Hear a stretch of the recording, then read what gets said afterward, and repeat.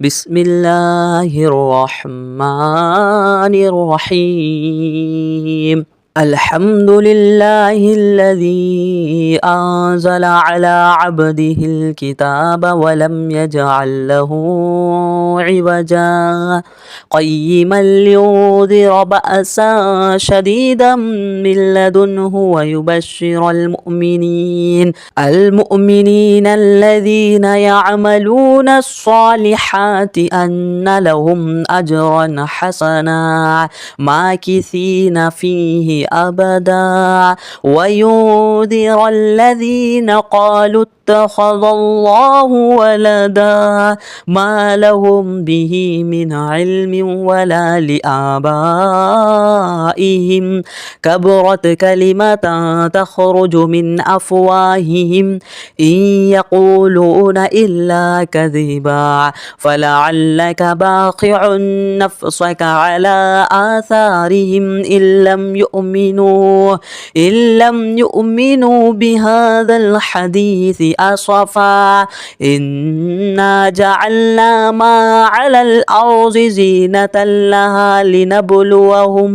لنبلوهم أيهم أحسن عملا وإنا لجاعلون ما عليها صعيدا جرزا أم حسبت أن أصحاب الكهف والرقيم كانوا من آياتنا عجبا إذ أوى الفتية إلى الكهف فقالوا ربنا آتنا من لدنك رحمة وهيئ لنا من أمرنا رشدا فضربنا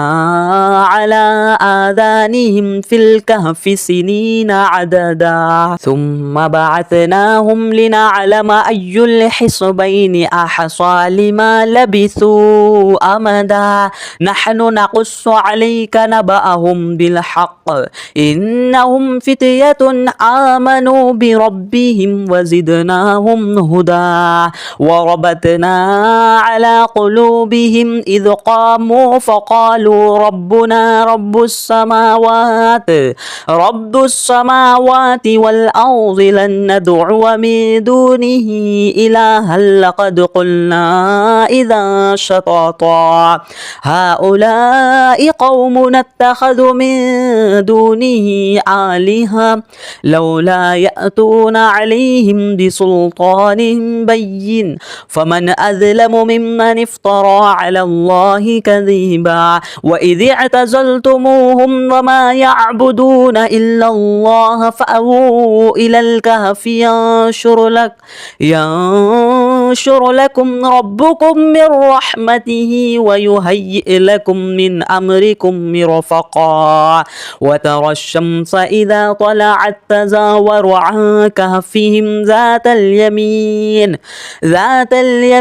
وإذا غربت تقرضهم ذات الشمال وهم في فجوة منه ذلك من آيات الله من يهد الله فهو المهتد ومن يضلل فلن تجد له وليا مرشدا وتحسبهم أيقاظا وهم رقود ونقلبهم ذات اليمين وذات الشمال وكلبهم باسط ذراعيه بالوصيد لو اطلعت عليهم لوليت منهم فرارا ولملئت منهم رعبا وكذلك بعثناهم ليتساءلوا بينهم قال قائل منهم كم لبثتم قالوا لبثنا يوما أو بعض يوم قالوا ربكم أعلم بما لبثتم فابعثوا أحدكم بورقكم هذه إلى المدينة فلينظر أيها أزكى طعاما طعاما فليأتكم برزق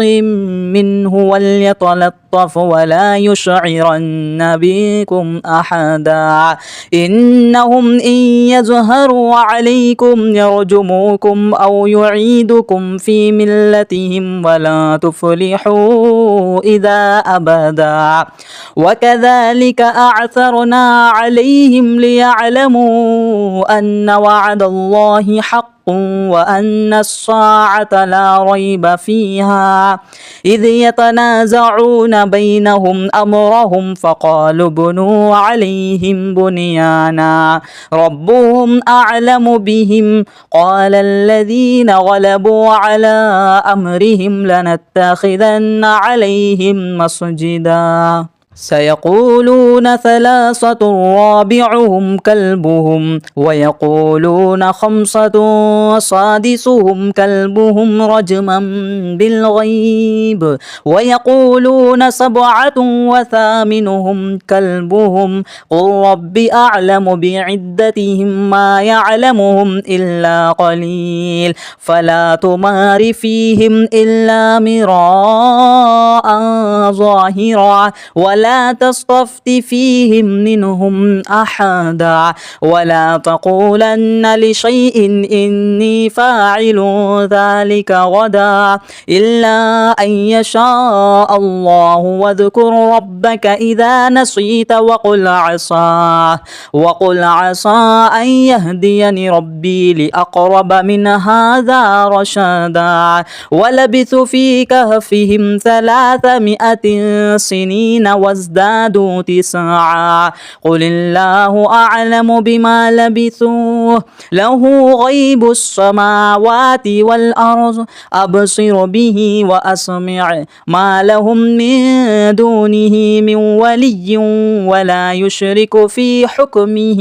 أحدا واتل ما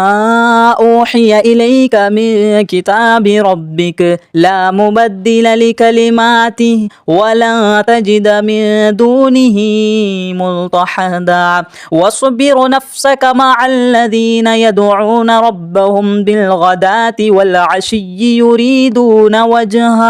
يريدون وجهه ولا تعد عيناك عنهم تريد زينة الحياة الدنيا ولا تطع من أفغلنا قلبه عن ذكرنا واتبع هواه وكان أمره فرطا وقل الحق من ربكم فمن شاء فليؤمن ومن شاء فليكفر إنا أعتدنا للظالمين نارا أحاط بهم سرادقها وإن يستغيثوا يغاثوا بماء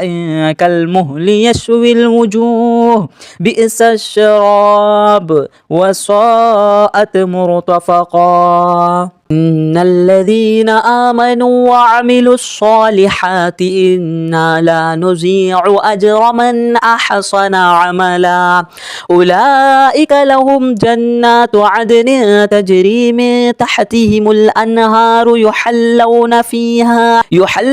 فيها من أساور من ذهب ويلبسون ثيابا خضرا من سندس واستبرق متكئين فيها على الأرائك نعم الثواب وحسنت مرتفقا واضرب لهم مثلا الرجلين جعلنا لأحدهما جنتين من أعناب وحففناهما بنخل وجعلنا بينهما زرعا كلتا الجنتين آتت أكلها ولم تظلم منه شيئا وفجرنا خلالهما نهارا وكان له ثمر فقال لصاحبه وهو يحاوره أنا أكثر منك مالا وعز نفرا ودخل جنته وهو ظالم لنفسه قال ما أظن أن تبيد هذه أبدا وما أظن الساعة قائمة ولئن رددت رددت إلى ربي لأجدن خيرا منها منقلبا. قال له صاحبه وهو يحاوره أكفرت بالذي خلقك من تراب ثم من نطفة ثم سواك رجلا لكن هو الله ربي ولا أشرك بربي أحدا. ولولا إذ دخلت جنتك قلت ما شاء الله لا قوة إلا بالله إن ترني أنا أقل منك مالا وولدا فعسى ربي أن يؤتيني خيرا من جنتك ويرسل عليها حسبانا من السماء فتصبح صعيدا زلقا أو يصبح ماؤها غورا فلا تستطيع له طلبا. وأحيط بثمره فأصبح يقلب كفيه على ما أنفق فيها وهي خاوية على عروشها ويقول يا ليتني لم أشرك بربي أحدا. ولم تكن له فئة ينصرونه من دون الله وما كان منتصرا. هنالك الولاية لله الحق هو خير ثوابا وخير عقبا. واضرب لهم مثل الحياة الدنيا كماء إن أنزلناه من السماء فاختلط به نبات الأرض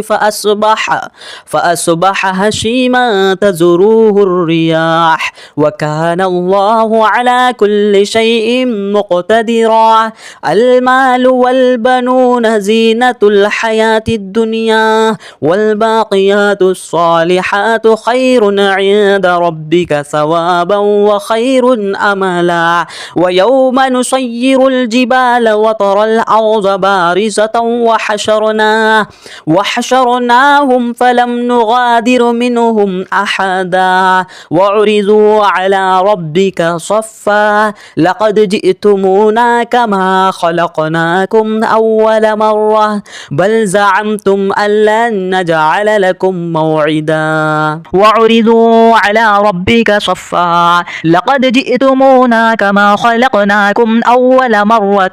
بل زعمتم أن لن نجعل لكم موعدا. ووضع الكتاب فترى المجرمين مشفقين مما فيه ويقول يا ويلتنا ما لهذا الكتاب لا يغادر صغيرة ولا كبيرة إلا أحصاها ووجدوا ما عملوا حاضرا ولا يظلم ربك أحدا. وإذ قلنا للملائكة اسجدوا لآدم فسجدوا إلا إبليس كان من الجن ففسق عن أمر ربه أفتتخذونه وذريته أولياء من دوني وهم لكم عدو بئس للظالمين بدلا. ما أشهدتهم خلق السماوات والأرض ولا خلق أنفسهم وما كنت متخذ المضلين عضدا. ويوم يقول نادوا شركائي الذين زعمتم فادعوهم فلم يستجيبوا لهم وجعلنا بينهم موبقا. ورأى المجرمون الناس فظنوا أنهم مواقعها ولم يجدوا عنها مصرفا. ولقد صرفنا في هذا القرآن للناس من كل مثل وكان الإنسان أكثر شيء جدلا. وما منع الناس أن يؤمنوا إذ جاءهم الهدى يستغفروا ربهم إلا أن تأتيهم سنة الأولين أو يأتيهم العذاب قبلا وما نرسل المرسلين إلا مبشرين ومنذرين ويجادل الذين كفروا بالباطل ليدحضوا به الحق واتخذوا آياتي وما أنذروا هزوا ومن أظلم ممن ذكر بآيات ربه فأعرض عنها ونسي ما قدمت يداه إنا جعلنا على قلوبهم أكنة أن يفقهوا وفي آذانهم وقرا وإن تدعهم إلى الهدى فلن يهتدوا إذا أبدا وربك الغفور ذو الرحمة لو يؤاخذهم بما كسبوا لعجل لهم العذاب بل لهم موعد لن يجدوا من دونه موئلا وتلك القرى أهلكنا لهم لما ظلموا وجعلنا لمهلكهم موعدا وإذ قال موسى لفتاه لا أبرح حتى أبلغ مجمع البحرين أو أمضي حقبا فلما بلغ مجمع بينهما نسي حوطهما فاتخذ سبيله في البحر سرابا فلما جاوز قال لفتاه آتنا غداءنا لقد لقينا من سفرنا هذا نصبا قال أرأيت إذ أوينا إلى الصخرة فإني نسيت الحوت وما أنسانيه إلا الشيطان أن أذكره واتخذ سبيله في البحر عجبا قال ذلك ما كنا نبغي فارتد على آثارهما قصصا فوجد عبدا من عبادنا آتيناه رحمة من عندنا وعلمناه من لدنا علما قال له موسى هل أتبعك على أن تعلمني مما علمت رشدا قال إنك لن تستطيع معي صبرا وكيف تصبر على ما لم تحط به خبرا قال ستجدني إن شاء الله صابرا ولا أعصي لك أمرا قال فإن اتبعتني فلا تسألني عن شيء حتى أحدث لك منه ذكرا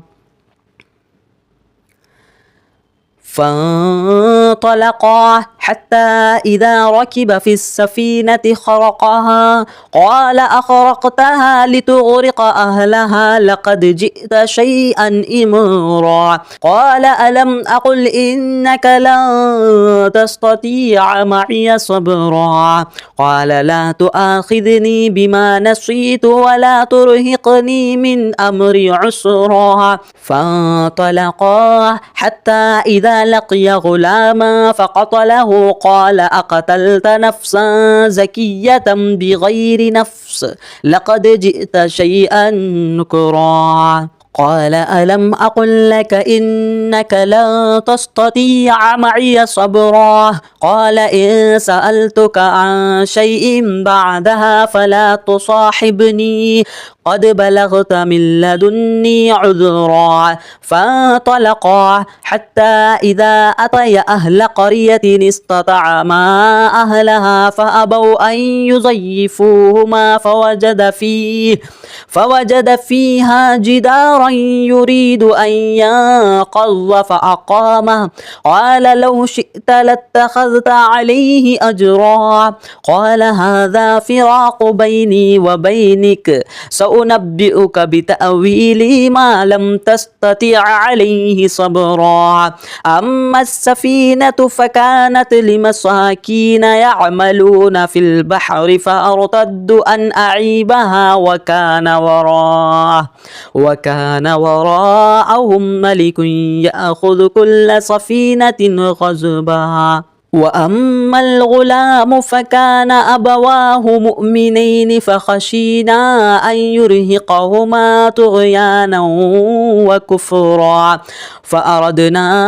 أن يبدلهما ربهما خيرا منه زكاة وأقرب رحما وأما الجدار فكان لغلامين يتيمين في المدينة وكان تحته كنز لهما وكان أبوهما صالحا فأراد ربك أن يبلغ أشدهما ويستخرج كنزهما رحمة من ربك وما فعلته عن أمري ذلك تأويل ما لم تستطع عليه صبرا ويسألونك عن ذي القرنين قل سألت عليكم منه ذكرا إنا مكنا له في الأرض وآتيناه من كل شيء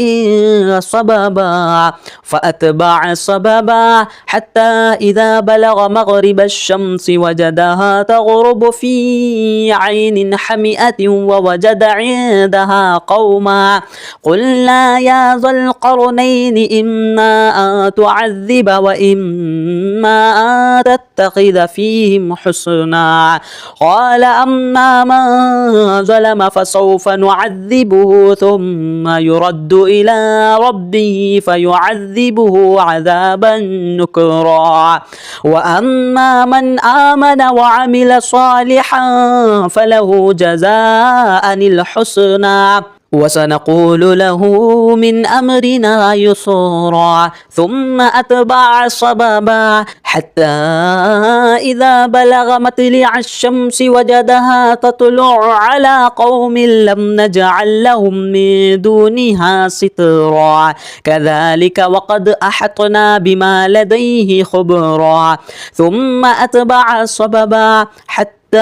إذا بلغ بين السدين وجد من دونهما قوما لا يكادون يفقهون قولا قالوا يا ذا القرنين إنا يأجوج ومأجوج مفسدون في الأرض فهل نجعل لك خرجا على أن تجعل بينهما وبينهم سدا قال ما مكني فيه ربي خير فأعينوني بقوة أجعل بينكم وبينهم ردما آتوني زبر الحديد حتى إذا ساوى بين الصدفين قال انفخوه حتى إذا جعله نارا قال آتوني أفرغ عليه قطرا فما استطاعوا أن يظهروه وما استطاعوا له نقبا قال هذا رحمة من ربي فإذا جاء وعد ربي جعله دكا وكان وعد ربي حقا وتركنا بعضهم يومئذ يموج في بعض ونفخ في السور فجعلناهم جماعا وأعرضنا جهنم يومئذ للكافرين عرضا الذين كانت أعينهم في غطاء عن ذكري وكانوا لا يستطيعون سمعا أفحسب الذين كفروا أن